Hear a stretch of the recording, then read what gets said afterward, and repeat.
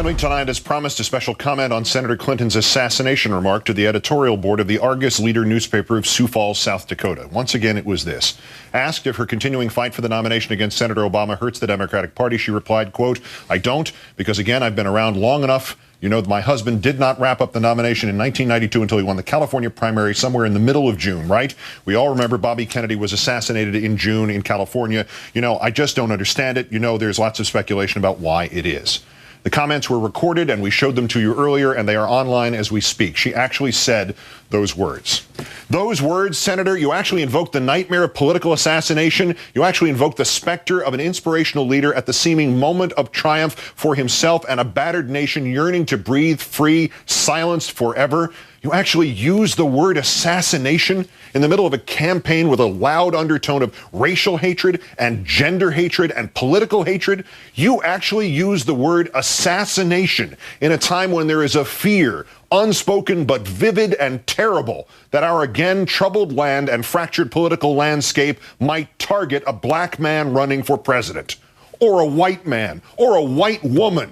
You actually used those words in this America, Senator, while running against an African-American man whom against the death threat started the moment he declared his campaign. You actually used those words in this America, Senator, while running to break your greatest glass ceiling and claiming there are people who would do anything to stop you. You, Senator, never mind the implications of using the word assassination in any context relative to Senator Obama. What about you? You cannot say this. The references, said her spokesperson, were not in any way weighted. The allusions, said Mo Elithe, are, quote, historical examples of the nominating process going well into the summer, and any reading into it beyond that would be inaccurate and outrageous. I'm sorry, there is no inaccuracy. Not for a moment does any rational person believe Senator Clinton is actually hoping for the worst of all political calamities. Yet the outrage belongs not to Senator Clinton nor her supporters, but to every other American.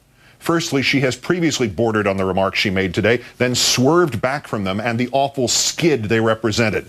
She said in an off-camera interview with Time on March 6th, primary contests used to last a lot longer. We all remember the great tragedy of Bobby Kennedy being assassinated in June in L.A. My husband didn't wrap up the nomination in 1992 until June, also in California. Having a primary contest go through June is nothing particularly unusual. We will see how it unfolds as we go forward over the next 3 to 4 months. In retrospect, we failed her when we did not call her out for that remark, dry and only disturbing inside the pages of a magazine. But somebody obviously warned her of the danger of that kind of rhetoric. After the Indiana primary on May 7th, she told supporters at a Washington hotel, sometimes you got to calm people down a little bit, but if you look at a successful presidential campaigns, my husband did not get the nomination until June of 1992.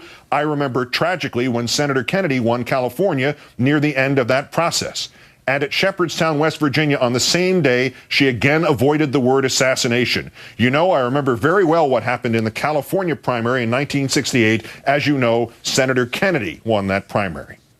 On March 6th, she had said assassinated. By May 7th, she had avoided it. Today, she went back into an awful well.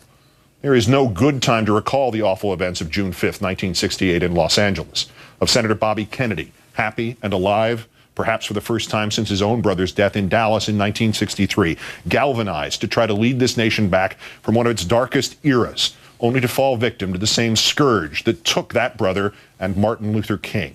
There is no good time to recall this, but certainly to invoke it 2 weeks before the exact 40th anniversary of the assassination is an insensitive and heartless thing.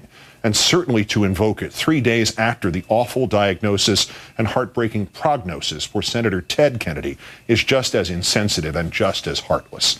And both actions open a door wide into the soul of somebody who seeks the highest office in this country, and through that door shows something not merely troubling, but frightening and politically inexplicable. What, Senator, do you suppose would happen if you withdrew from the campaign and Senator Obama formally became the presumptive nominee and then suddenly left the scene? It doesn't even have to be the dark curse upon the land you implied today, Senator, nor even an issue of health. He could simply change his mind, or there can unfold that perfect storm scandal your people have often referenced, even predicted.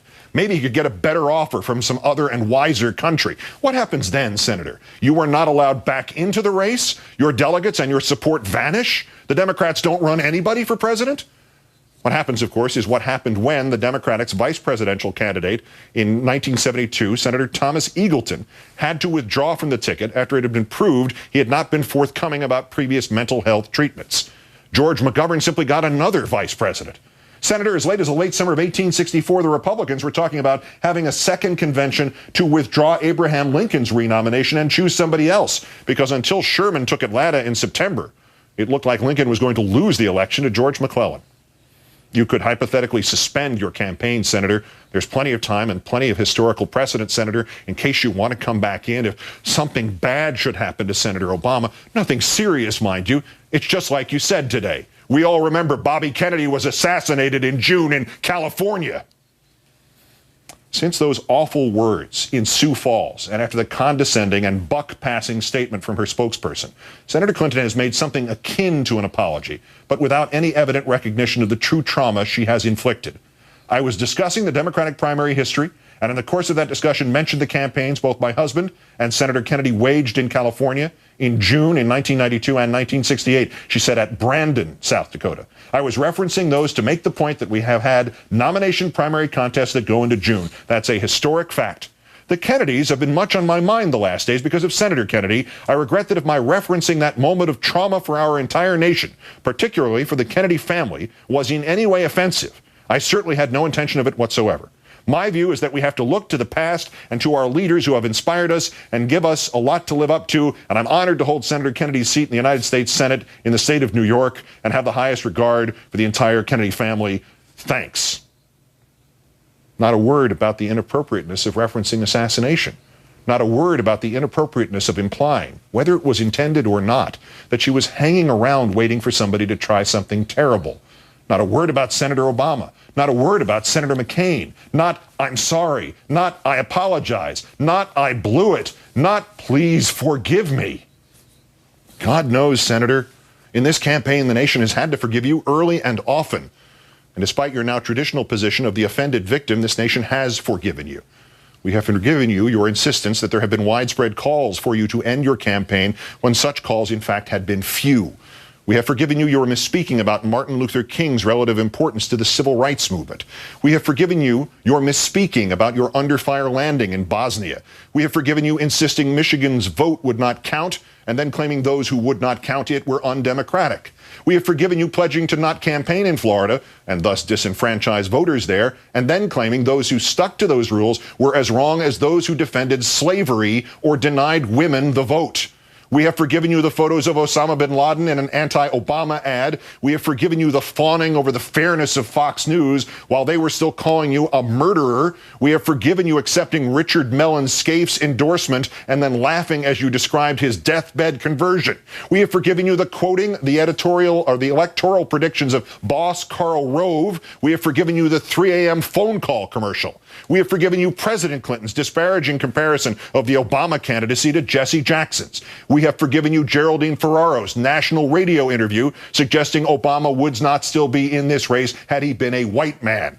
We have forgiven you the dozen changing metrics and the endless self-contradictions of your insistence that your nomination is mathematically probable rather than a statistical impossibility. We have forgiven you your declaration that some primary states count and some really don't. We have forgiven you exploiting Jeremiah Wright in front of the editorial board of the lunatic fringe Pittsburgh Tribune Review.